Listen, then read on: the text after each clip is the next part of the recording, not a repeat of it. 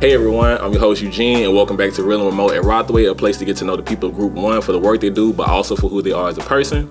And today, I hope you all are ready for another great episode. As you can see, today I'm actually joined by a team. Today we have the CXC's Workforce Management Team. Thank you all for coming on with us. Thank you very much. All right, and just to kind of get us all kicked off, since we do have a team, could you all introduce yourselves and let us know how long you have been with Group 1, like your role and how long you've been with the company? My name is Priscilla Rosas. I've been with the company 9 years. My name is Vanessa Barnfield. I've been with the company about 9 years as well. Hi, I'm Pam Jones. I've been with the company 12 years. Hi, my name is Alphonse Bowlson. I've been with the company 9 years. My name is Derek Blaine, and I've been with the company for 6 years. Okay. Oh, yeah, I have a nice little bit of time with the company.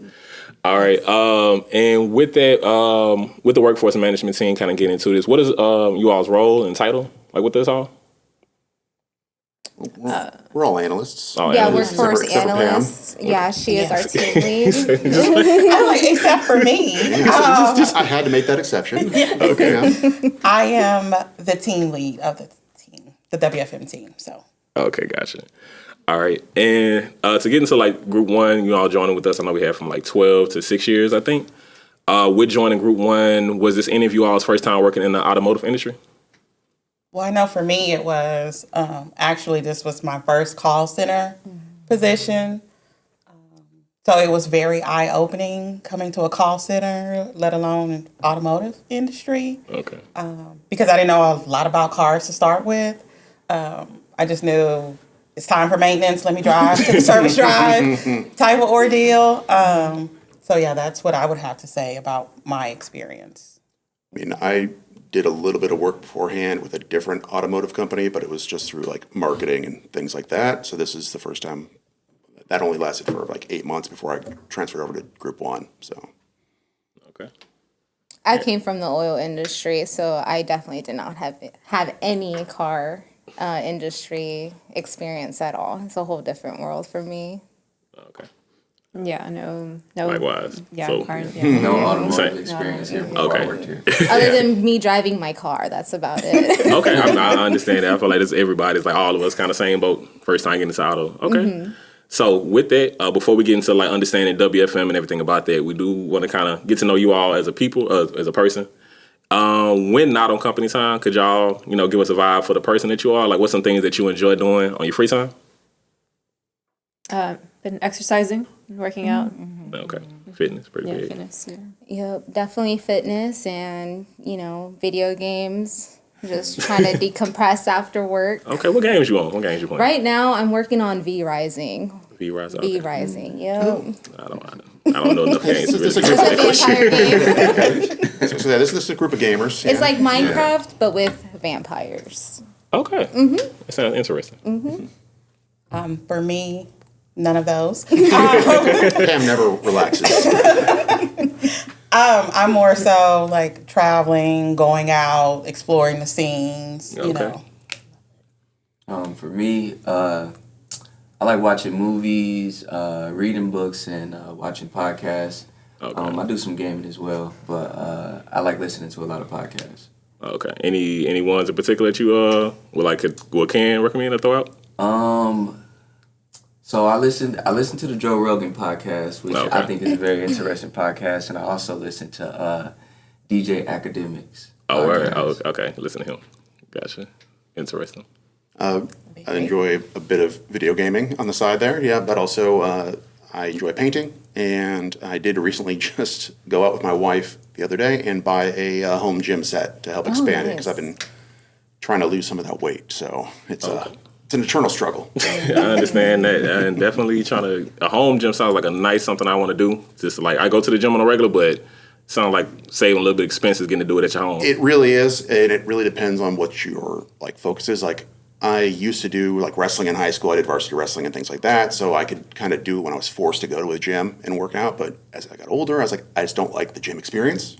Something about it just would put me off. I know, like my dad, it's the other way around. He wants the gym. Even he wouldn't buy the home gym stuff because he's got the money for it, but he wants the gym because it's like the getting ready for it, going to the gym, and the whole thing becomes part of process. and it keeps you going. Well, I'm like, no, I want to do it at home where I can do it on my own time, put something on the TV that I want to do and not have to worry about the sound. So The habit forming for yeah, him. that's the other thing about just getting yourself back into the habit. Yeah, I have a gym in my garage. Okay, we got 2 home gyms. I'm jealous of both of you. I got like 3 dumbbells at the house. That's about it. So when I say home gym, I do not mean like the full on. I don't have 13 different pieces of machinery here. I have an elliptical machine and, one piece for just, presses and things. So, Okay. And some free weights. It's more than I got going. Yeah. Okay. So now let's get into the WFM team as a whole, workforce management WFM. So could you all walk us through like what's a typical day in your roles as a WFM analyst? Typical day. Well, I'm usually the first one in. So Okay. usually first thing we do is, check the attendance and then do our own task. Time manage those tasks on a daily basis because they could be different day by day. So it just all depends on what tasks we have for that day. Okay. Any so it's like variance or like a lot different between each of you on your day to day or? Yeah, it's pretty different. Yes. Sometimes we might have attendance or occurrences, or like Vanessa said, listening to voicemails. I work on the scorecard, so I send out the reports for the scorecard, and review like Zendesk tickets and things like that. Gotcha. Okay. I Anybody know else? for me as a team lead, obviously, I'm overseeing the team. I'm also evaluating how well they're responding, to our employees in the CXC. Do a little bit of time management and workday. So yeah, those are typically like my day to day. Yeah, it's a mix of making sure you do your kind of like set tasks that you have to do, and then also just dealing with the tickets and things that come in, which can always be radically different depending on the content. All right, here I just went through like the day in your roles, like a lot of different roles and a lot of different things I didn't even realize, like myself, I know I communicate with y'all sometimes, but didn't realize there was a difference between what everyone in the WFM did. So that's good to know. So with that, given the fact like people like myself, we communicate with you all every day, but may not quite understand all the tasks you do. Could you kind of expound a bit more on like some of the day-to-day tasks that y'all may have, or not just day-to-day, but just like what all does exactly WFM do? We also process time off requests. So within 60 days, we're looking out currently through August time off requests. So Okay. yeah, looking at staffing and Okay, how like many with we can Calabria and everything. approve. Yeah, daily and weekends and yeah. So Say that for the tickets that people submit, we also do a lot of adherence corrections and things like that, system issues. So whenever something goes wrong, you send a ticket to us. We're the ones that take care of it and adjust it. But it also involves us having to go in and do research just to make sure, just to actually double check to make sure, see, okay, we've got the track here, making sure that the time correction is correct. Because sometimes agents will request a fix for something that's not even there. Okay, so what time? Yeah, sorry about that. I thought I muted it and turned it off. So the trying to do the corrections for it, but also just making sure that the full length of it is corrected too, so that way an agent doesn't miss out. Okay. Yeah. And schedule updates. We do a lot of schedule updates, depending on if people are requesting to change their breaks or lunches, different things like that. Okay, so y'all the reason when people have, like when it's at a bad time, it's y'all fault, basically. No, Absolutely, it's our fault and we do it deliberately. I'm pretty sure some people would definitely feel like that, but No. not control. Okay. Yeah. And yeah, just to kind of add to that, I think more so like people think that, or don't know rather, that WFM, we're looking at data. So when you think about the CXC, we obviously have these calls coming into the center. So obviously we have to manage that. And how do we do that? We do that by forecasting. So, we will obviously let upper management know, like, okay, we're expecting this call volume during these peak months or this off season. And so we are, actively letting them know that, hey, we need to recruit so that we can have more employees to answer this data that we're seeing. So a lot of people think that, or know WFM rather, as the back office team. We're not in the forefront, but it's because our team is, doing a lot of data. So we're, like Derek said, we're researching, like Priscilla saying, we're doing the the vacation planning. We obviously still have a business to run, so we need, X amount of employees at any given time. So yeah, that's pretty much, the gist of the WFM team. There's a reason why we're called analysts. Okay. Yeah, and all of our reports correlate with each other in some form, like how Alphonse processes scorecards. A lot of that I also process to, calculate the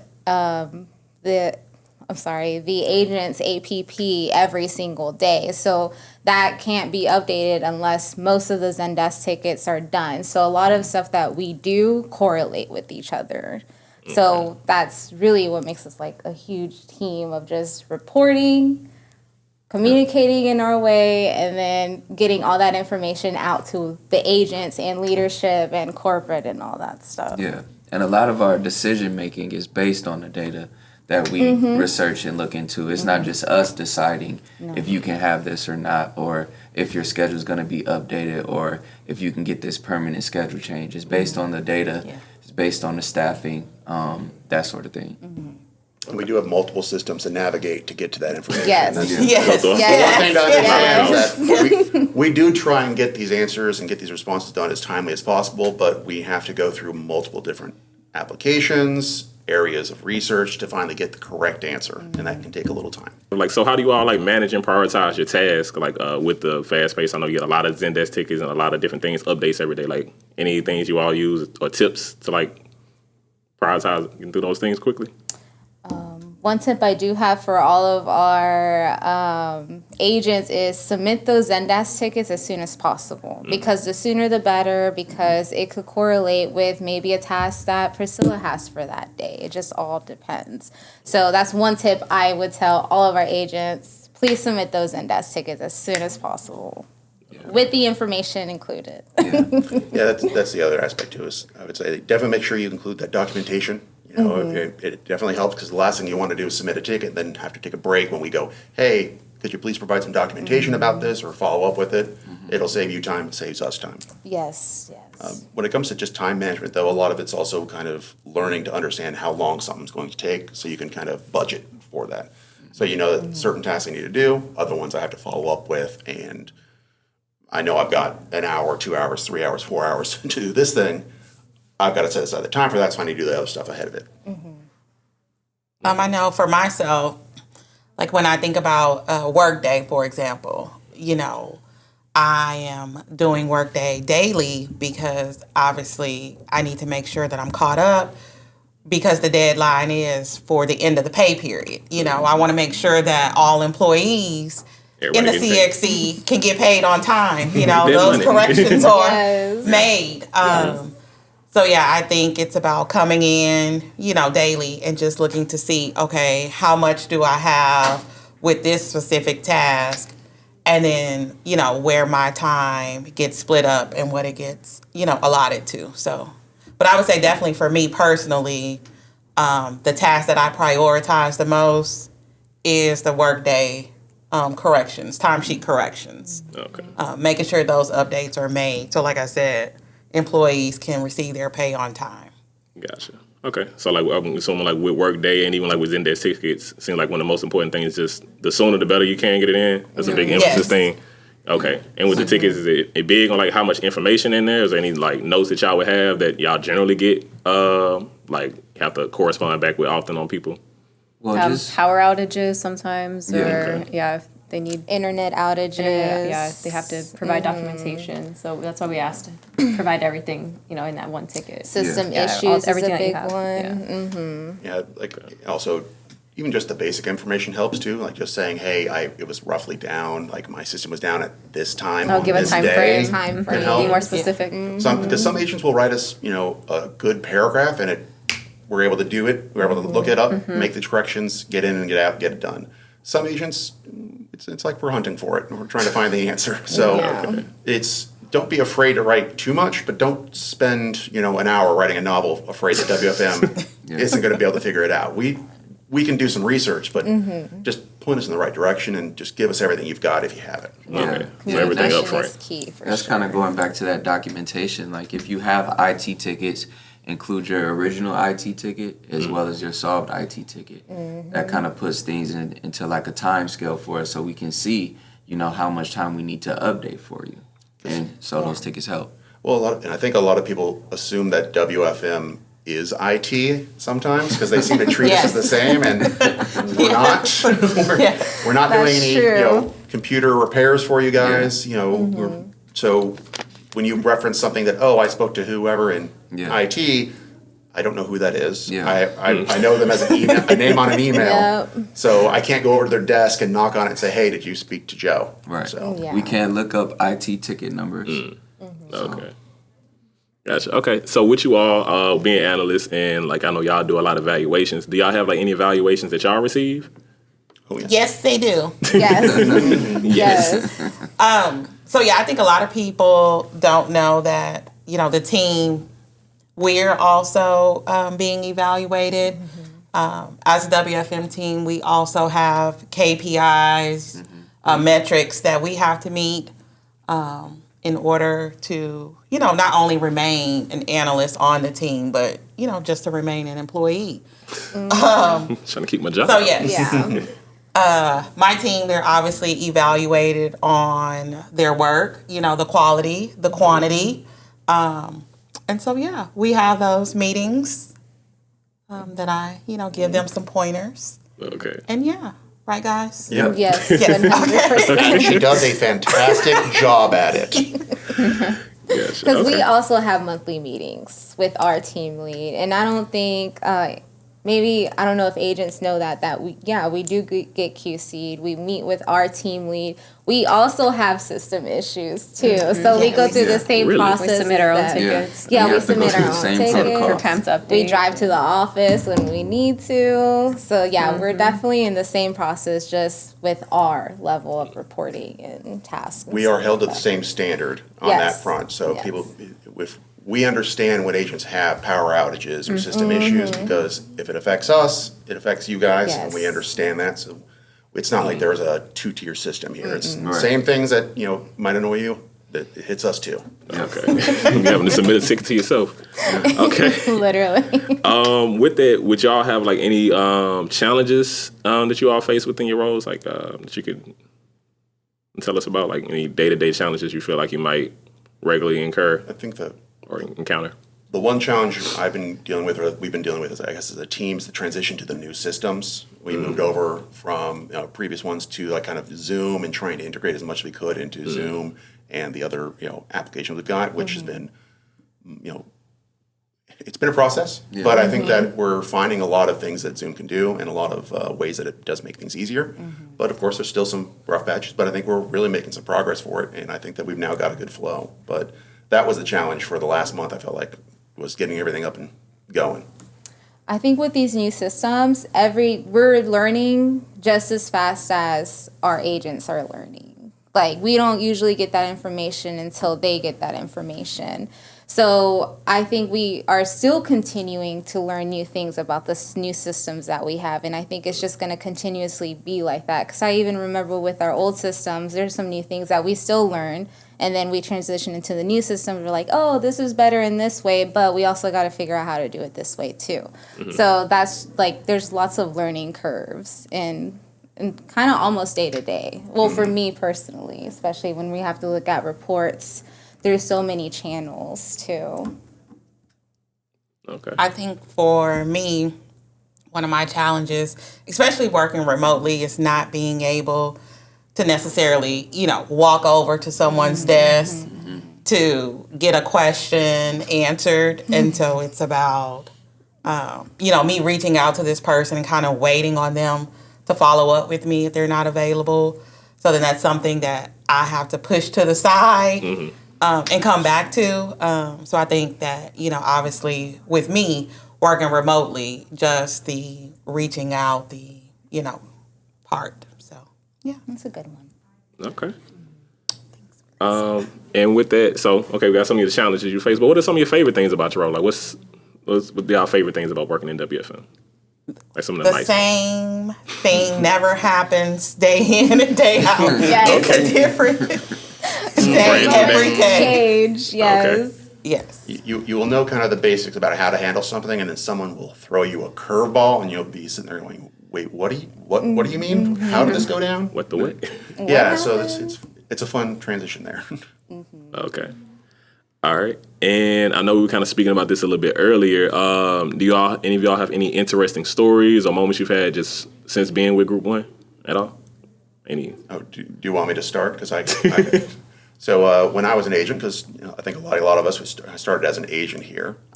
During the training process, I ended up a customer of mine got arrested, and it was a story I didn't learn from management until like 2 weeks later, where I scheduled the customer, called in, wanted to bring it in, told them everything I was supposed to. I was fresh out of training.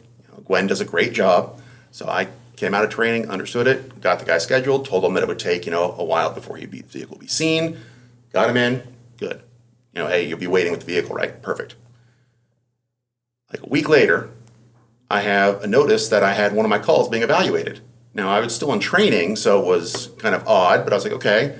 And then someone just walked by and told me, it's like, yeah, something happened with this call, but you're fine, you're good. And then like 3 email responses told me, hey, Derek, you did fine, no worries, nothing went wrong. You did everything right. And I was like, I don't know the context for this. Why is everyone telling me that I didn't mess up?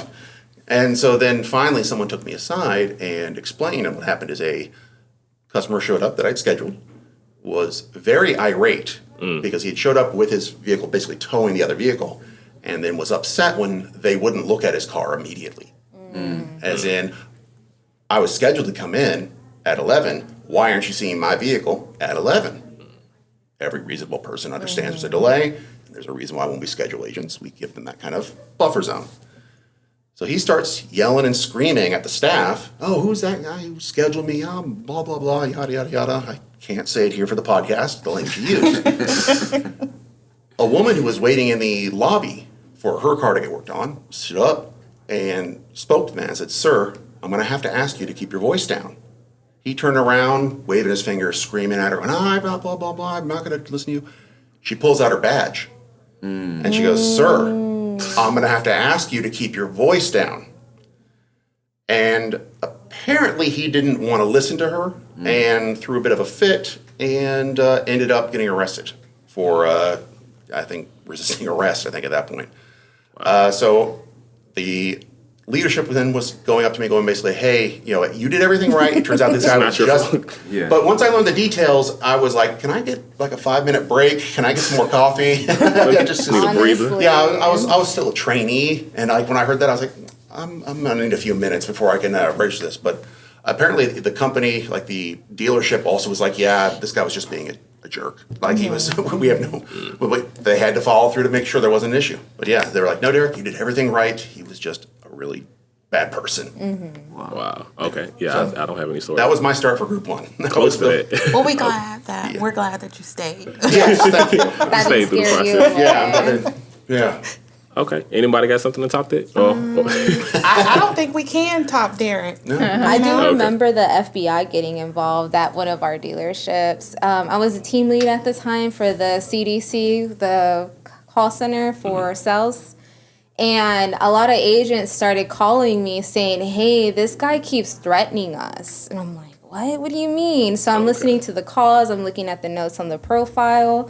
Sure enough, he's been like, I reached out to the showroom and I asked about the customer, like just try to get some information. And they said, yeah, we had to call the FBI because he's been threatening us with bomb threats all day. And if you look at the call log, he had called at least 15 times within that past hour. And I just have all these agents calling me, what do I do with this customer? I'm like, I'm trying to figure it out too. But I think what ended up happening is we closed the lead and then just gave it to, obviously, the law enforcement and to the showroom to just handle. But I think he got, like, blocked from our systems and stuff. Yeah. That's probably the craziest thing. Yeah. Okay, yeah. Both of those stories are wilder than I was expecting. Yeah. Okay. Even though they're not even at the showroom, but... This is now a crime podcast. Yeah, exactly. I didn't know we were doing true crime today. Yeah. We know that true crime is big. Group 1's trying to really pivot away from automotive into true crime. Okay. All right. So those are some great stories. To kind of pivot on a lighter note, let's talk about the city of Houston that we're all in. Amazing city.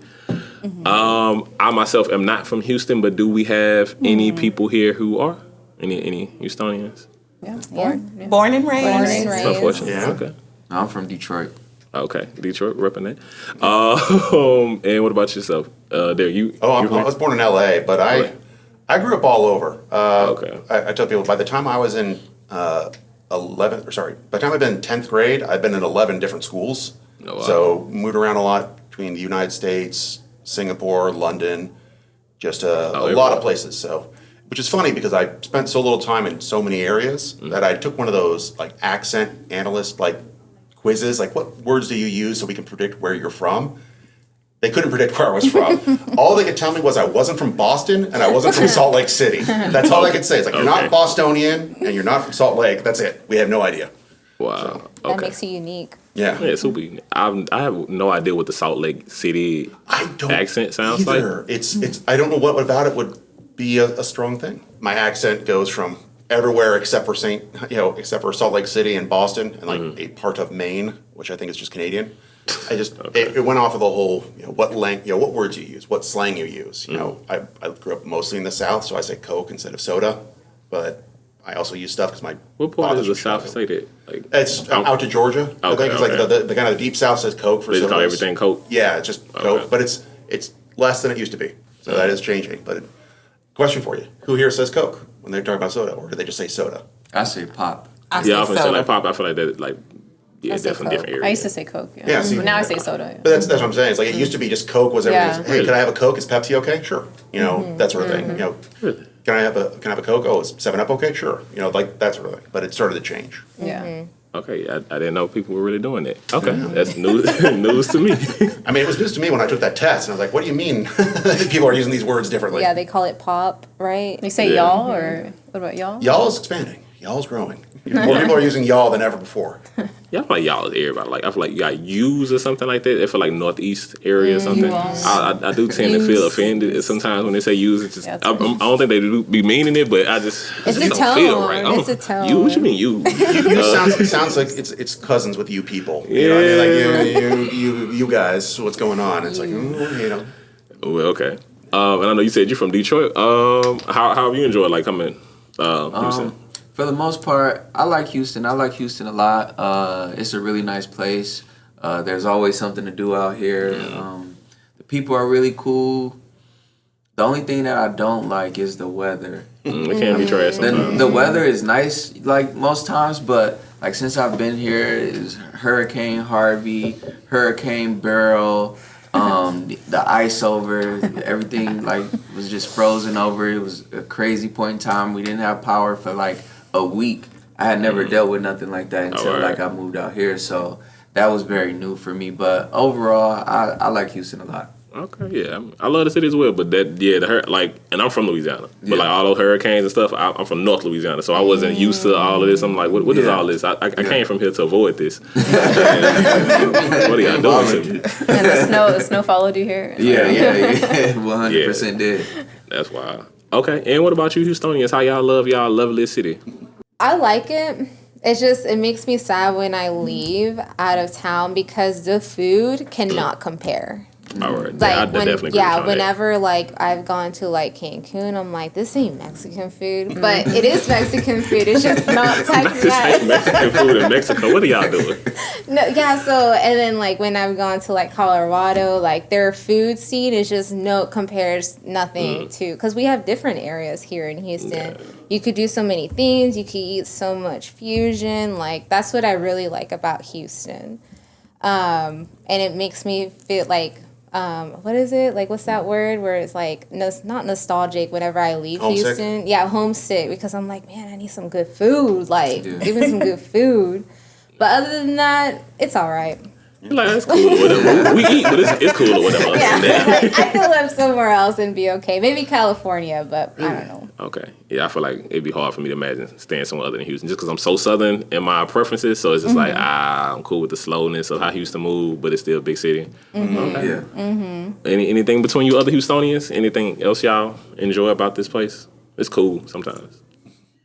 I mean, well, I like it because I'm still been here. here I mean, as an adult. I ain't left yet. That's true. I I like that it's not expensive as most places. I feel like that's why a lot of people like California people and things like that come down here. Like, Yeah, the median house price in Texas is half what it is in California. Yes. Half. They're all going to Austin though. Yeah. Thank God. Austin's pretty big. All right. And one question I like to always ask people come on the show.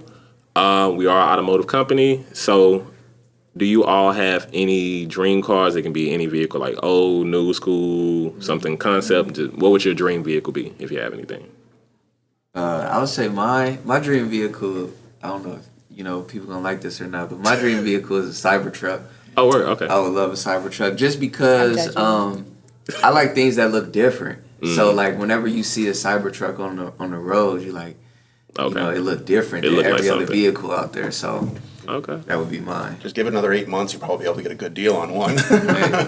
Okay. I'm not mad at that. I do feel like it's one of those that look, to me at least, I feel like it look better in person than it do like seeing it on pictures or something. Like, yeah, it looks stupid. But then, okay, I can kind of see this. Yeah. Especially like when you gotta do a wrap or something on it, then like I kind of appreciate the Cybertrucks a lot more. And I feel like you see a lot of those.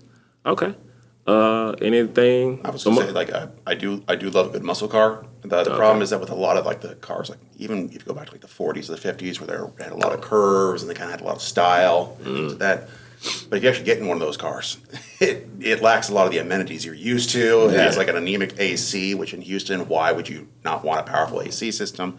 And that's even before you get into like having just bench seats as opposed to just like actual seats, seat belts and things. Where it's just, so it's one of those things where I love the look of these cars, but I am not a purist. Give me a modern engine that it's not going to leak oil all over my floor. Give me a modern safety standards. I'm fine with that. I just want it to look like that. Like give me a taste of what it used to be like, as opposed to every car looking the same unless you check the badge.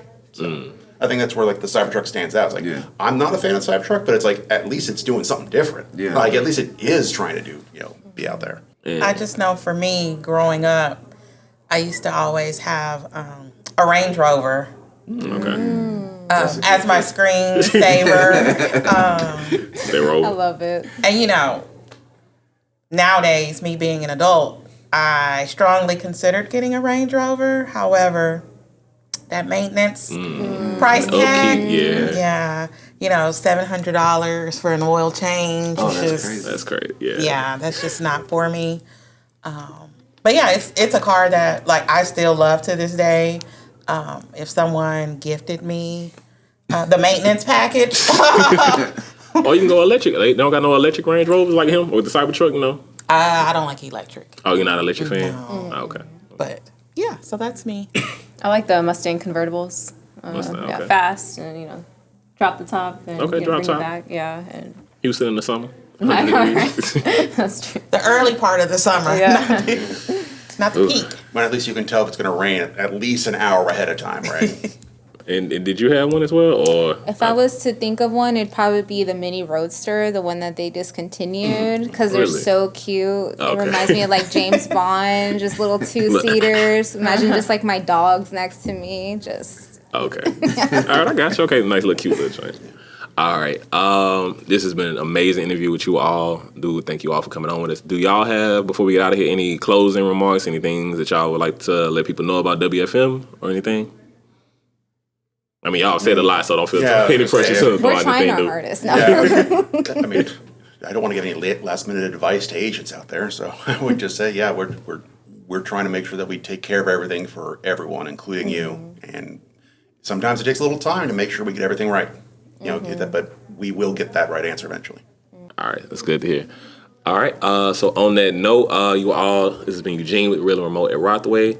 I thank you all for coming on with us. It's been an amazing interview with the workforce management team. And on that note, look forward to seeing you all next round of applause, everybody. Round of applause. Thanks, Eugene. Thank you, Thank you, Eugene. Thank you for having We'll us. see y'all next time. Bye.